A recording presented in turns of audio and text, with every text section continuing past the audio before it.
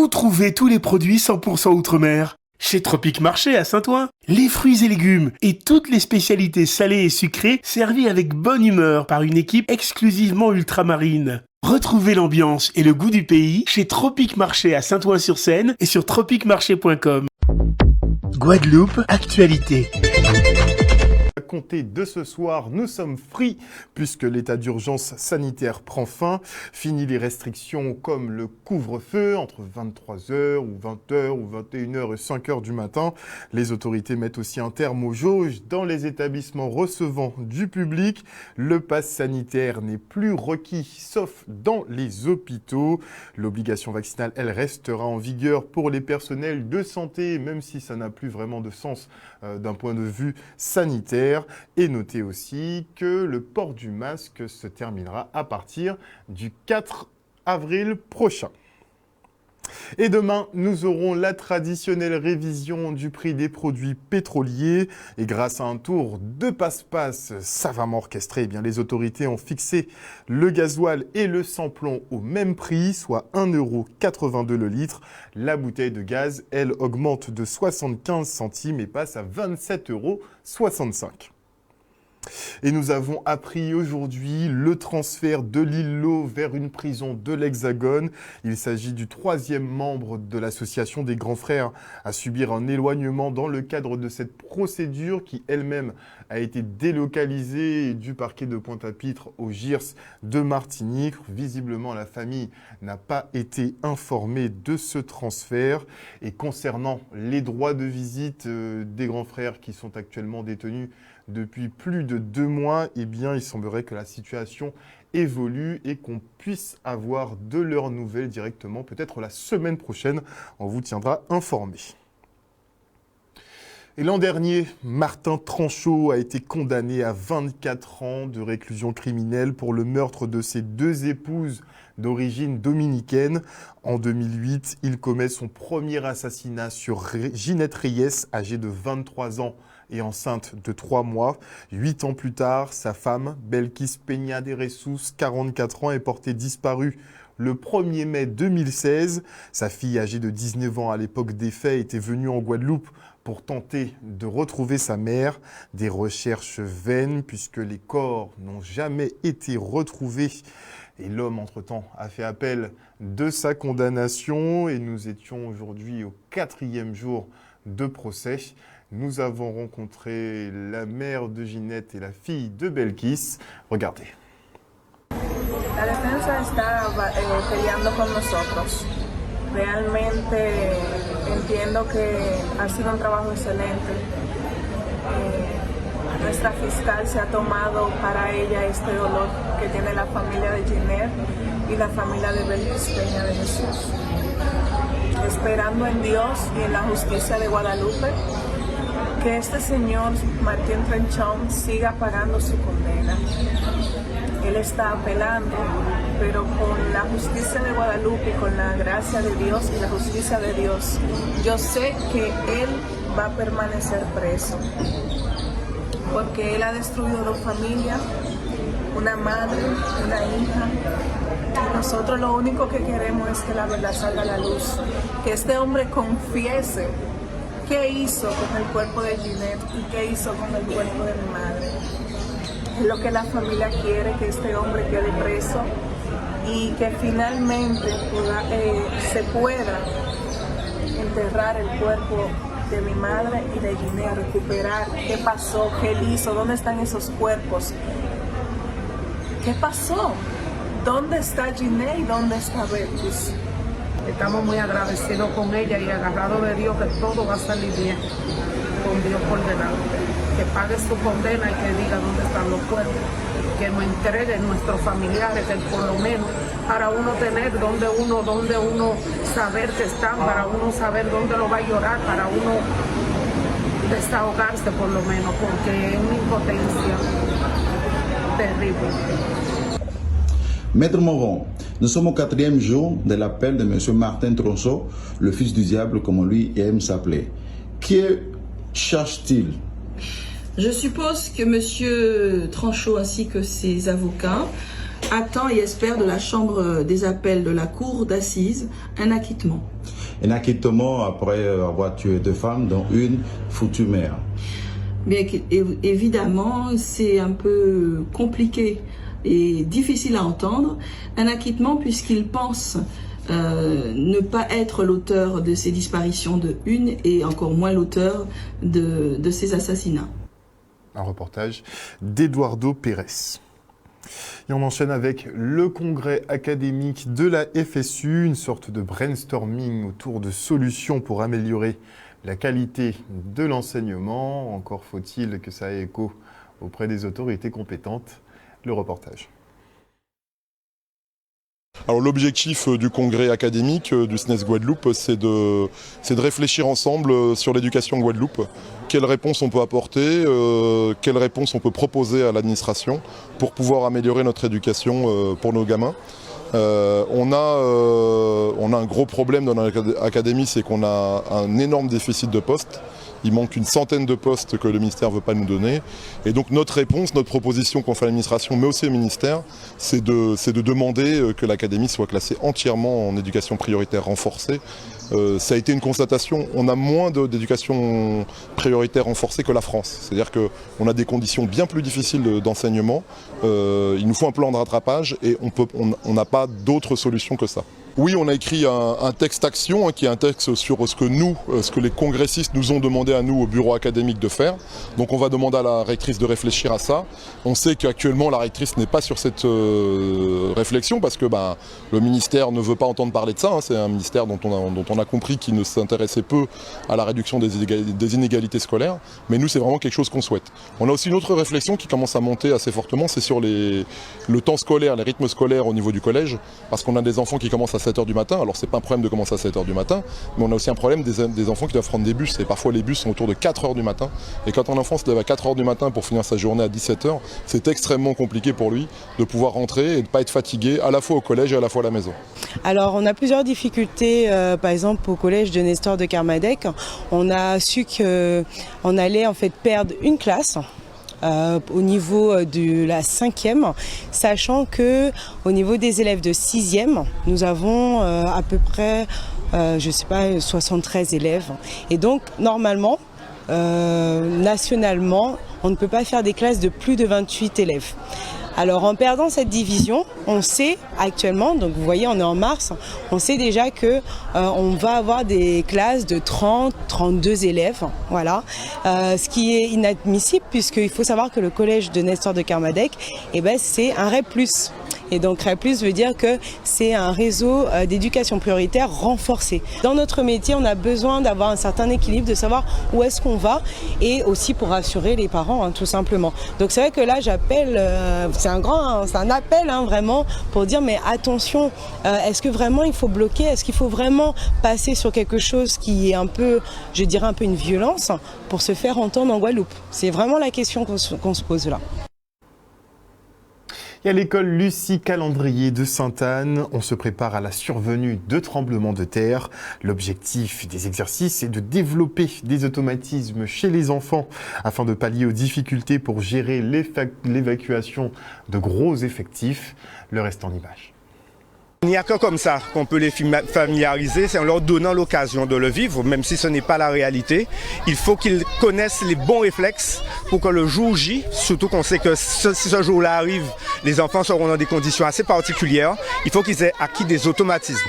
Donc là, l'objectif, c'est de leur donner ces automatismes pour qu'ils n'aient pas à réfléchir le jour où on aura effectivement cet événement qu'on espère qu'il ne va pas arriver, mais qui a de fortes chances d'avoir lieu un jour. C'est surtout, dans un premier temps, une formation de formateurs risque majeur pour doter l'académie de personnes suffisamment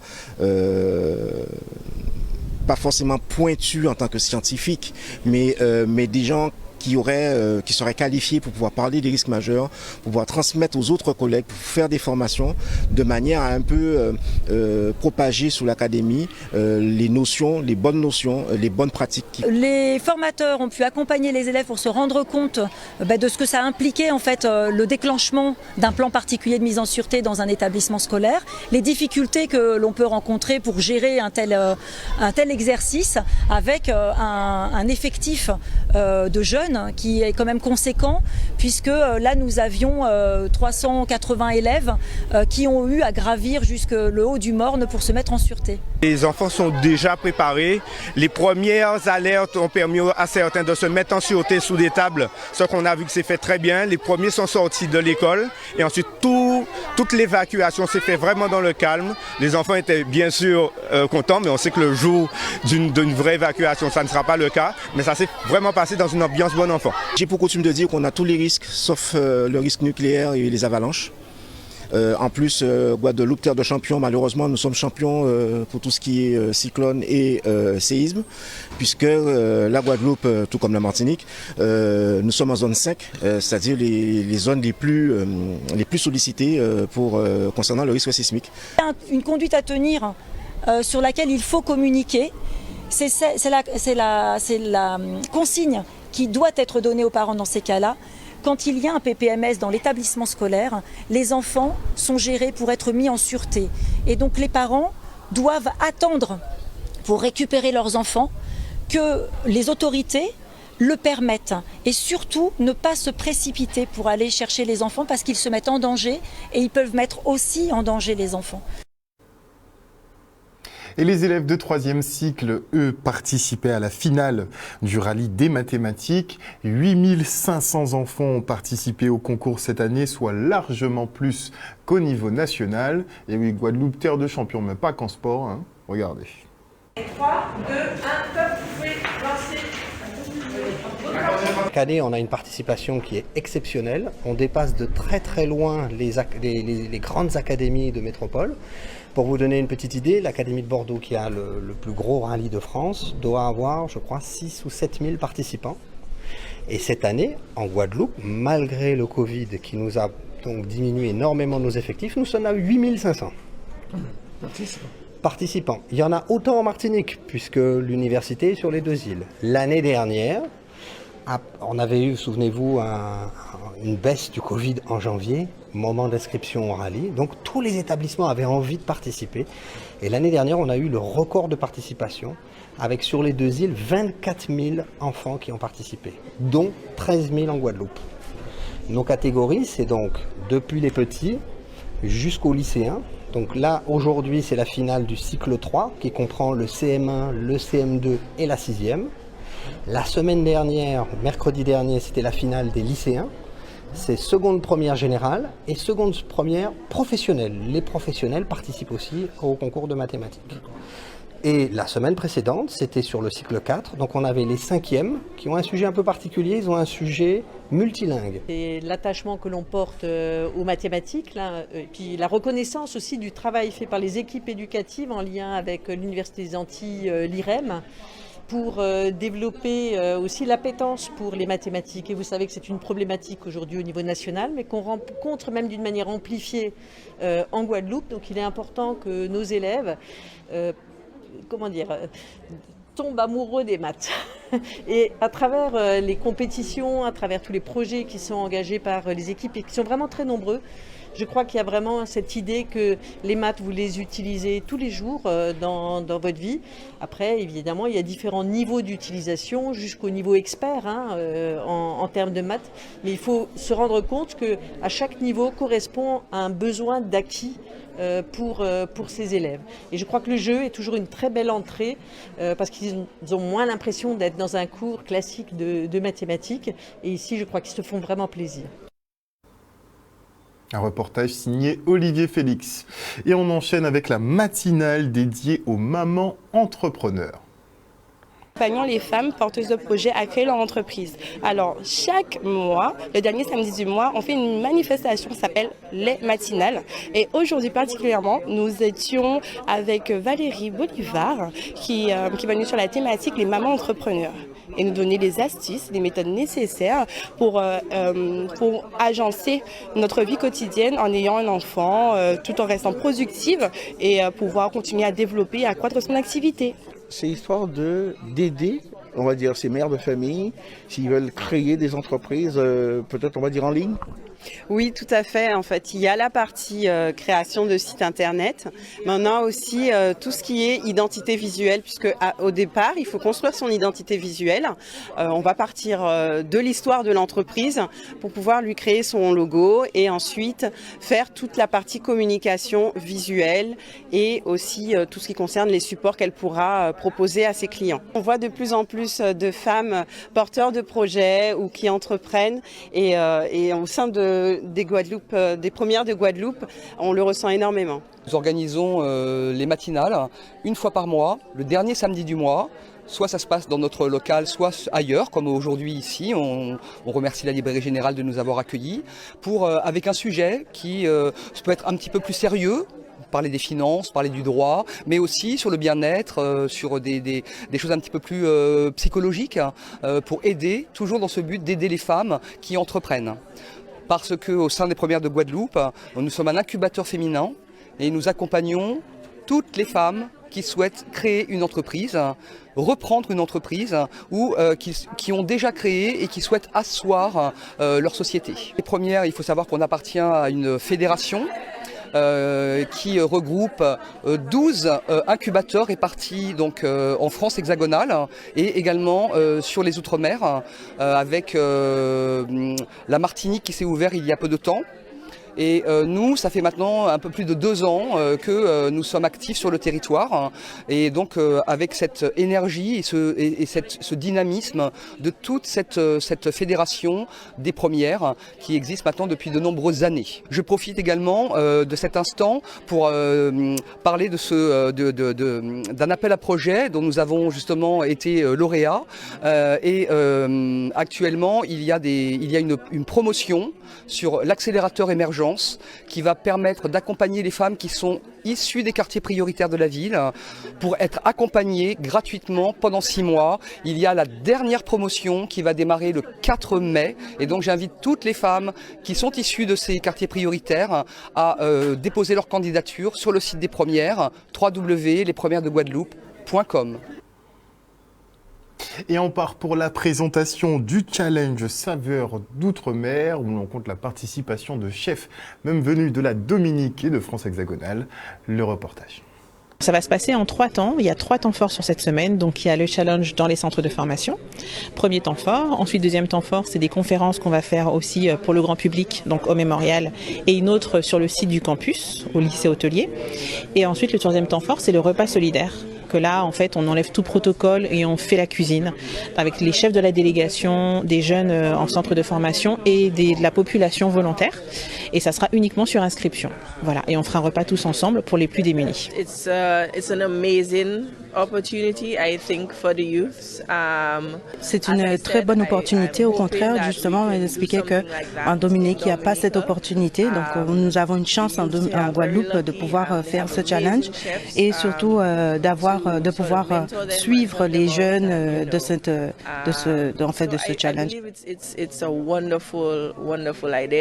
J'ai toujours été engagé dans la formation des jeunes. Donc aujourd'hui, c'est l'occasion pour pouvoir, à côté d'un grand chef étoilé, meilleur ouvrier de France, de montrer que les choses qu'on voit à la télé sont accessibles aussi. Il n'y a pas que dans les top chefs qu'on peut toucher, qu'on peut voir et partager des bons moments comme ça avec des chefs étoilés. C'est de la transmission, c'est aussi apprendre, hein. C'est apprendre des autres chefs qui sont là, apprendre des jeunes aussi, parce qu'ils ont certainement des choses à apprendre, et puis nous à transmettre, comme j'ai expliqué tout à l'heure, si on arrive à faire briller une petite étincelle à travers ces jeunes et leur donner l'envie de faire ce métier de cuisinier ou de la restauration ou de l'hôtellerie, voilà, c'est important d'être présent. Humainement, quelqu'un d'exceptionnel, ou quand je lui ai parlé du projet, je lui ai dit juste 1 minute du projet, et il m'a dit ok, je vois dans mon agenda et je viens. J'ai toujours un regard d'apprenti. Encore une fois, je me régale toujours d'apprendre de nouvelles choses, de nouveaux produits. Donc c'est vrai que c'est toujours intéressant d'enrichir son savoir à travers les autres. Et on part pour le lancement du nouveau festival Nouveau Regard qui explore de nouvelles façons de créer et de vivre le cinéma et la création effectivement de nos jeunes réalisateurs. Regardez. C'est une jeune association qui a été créée pour porter un peu le festival Nouveau Regard, puisqu'en fait, dans le cadre juridique le prévoit. Et c'est une association qui, d'une part, œuvre dans le cadre du festival, mais qui essaie aussi, hors festival, de lancer des opérations à destination du public, toujours à cette éducation pour porter un nouveau regard sur le cinéma. Il y a quelques années, nous faisions des diffusions de films que nous avons dû interrompre pour cause de pandémie, mais nous allons bientôt les reprendre. Plusieurs films en compétition, donc, qui viennent de la Grande Caraïbe. Nous en avons sélectionné 19, mais il y a 29 films en tout qui seront projetés. Les films sont vraiment des films très libres, parce que c'est un cinéma indépendant, c'est aussi pour ça qu'on l'appelle comme ça. Donc un cinéma qui va raconter nos histoires caribéennes et aussi nos problématiques, nos questionnements actuels dans la société dans laquelle on vit. Donc quelque chose de très très contemporain. Donc voilà, j'invite tout le monde à venir voir ces 19 films en compétition. Nous avions l'habitude déjà de faire des séances un peu insolites. Il y a eu une séance à Ravinchock, dans la piscine, une séance à l'aveugle. Mais là, cette fois-ci, nous serons dans des cadres bucoliques. Pour cette 5e édition, on aura 2 séances événementielles, donc des séances avec beaucoup de surprises, notamment une à Vallombreuse, donc une séance en forêt le soir, donc très énigmatique et mystérieuse, avec un film en avant-première nationale, et une séance à Zévalos avec tout un univers autour des années 70, que ce soit la musique, les street food et le film, qui est un film d'époque, c'est un film des années 72 et qui est Shaft. Pour Canal+, c'est une ambition qu'on a depuis maintenant beaucoup d'années, de soutenir la production locale. Donc toutes les œuvres qui sont réalisées, qui sont écrites, qui sont tournées en Guadeloupe, en Martinique et en Guyane. Et dans le cadre du Nouveau Regard, on soutient évidemment le cinéma. On leur offre une fenêtre d'exposition parce qu'on va les diffuser. Et on va les diffuser sur nos antennes, sur Canal+. Ils vont être accessibles également sur notre plateforme MyCanal, donc plusieurs mois accessibles. On va leur faire une autopromotion, on va parler d'eux. La région Guadeloupe en est un partenaire principal et nous avons, dès le début de ce festival, été à leur côté afin de pouvoir les soutenir. Pour nous aussi, financer le cinéma, c'est comme si on finançait la promotion de la Guadeloupe au niveau touristique. Cela permet bien sûr que les gens puissent vouloir venir découvrir ce que ce pays qui en a fait du cinéma l'axe principal de sa culture. Donc c'est du 6 au 10 avril 2022. Donc le site principal, c'est le Palais de la Culture en Félix Proto aux Abîmes. Et on a une projection à Vallombreuse, une autre au Moule à Zévalos et également au Café Papier. Un sujet de Vianney Valverde et Jordi Filoma. Très bon Jordi. Et maintenant, on souhaite un très joyeux anniversaire à une jeune demoiselle qui célèbre ses 100 printemps, Émilienne Anastasie Alexandre. Des années durant, ce potomitan a commercé à travers les îles anglaises. Une femme qui a bien vécu et justement pour qui la vie était bien mieux avant. Elle nous a même dit que maintenant, c'est tout pourri parce que toute bitin d'où vendait, comme on dit chez nous. Regardez. Le temps passe court et battant tristement dans mon cœur si doux. Elle est toujours là, toujours présente et c'est une femme forte, c'est une femme battante, c'est le potomitan de la famille. Je ne sais pas quotidienne, je travaille à bon bateau, à Yvonne Saint-Martin. Porto Rico, je suis à les îles anglaises, toutes les îles anglaises de café. Au quotidien, je dirais que c'est le chef des travaux en cours d'acquisition parce qu'elle veut toujours regarder tout ce qu'on fait, même si malheureusement avec l'âge elle ne peut plus faire certaines choses, mais elle est toujours au cœur de l'action et elle veut toujours vérifier que ce soit bien fait et il faut qu'on fasse à son goût. Ça c'est très important. Enlever 3 timons, en feignant et enlever des. Et qui j'en la ville hier avant? Ah ben la ville a été mieux, à présent il pourrit. Pourquoi il pourrit? Ah parce qu'il y a un travail devant derrière. Après la ville, il y a la descente. Nous ni la gel, nous ni tout le vite. On ne peut pas. On croit commencer à écouter les obstacles pour pas finir. Ah, c'est dur. Nous avons fait bien pour de près, bon Dieu. Il n'est pas content de ça, nous avons fait. Nous ne pouvons pas marcher tout ni à la. Sinon, l'eau, c'est ça. Oui, sinon, l'eau, c'est pas bon. Est-ce qu'on dit là, c'est vrai? Ah ouais, il a fait des bitins, il a fait mal.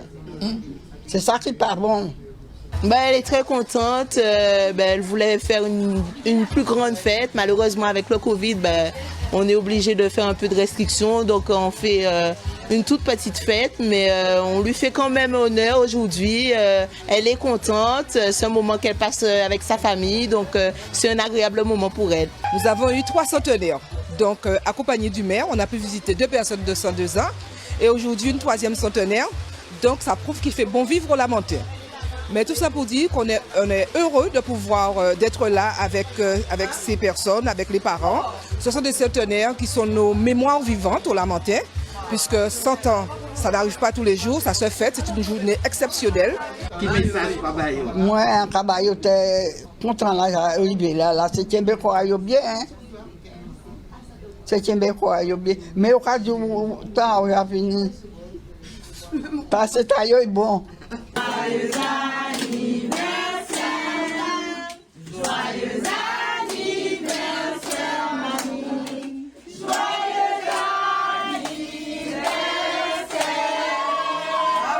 Outremernews.fr, le site de l'actualité Outre-mer, 24 heures sur 24 et 7 jours sur 7. Retrouvez la chaîne Outremer News sur YouTube.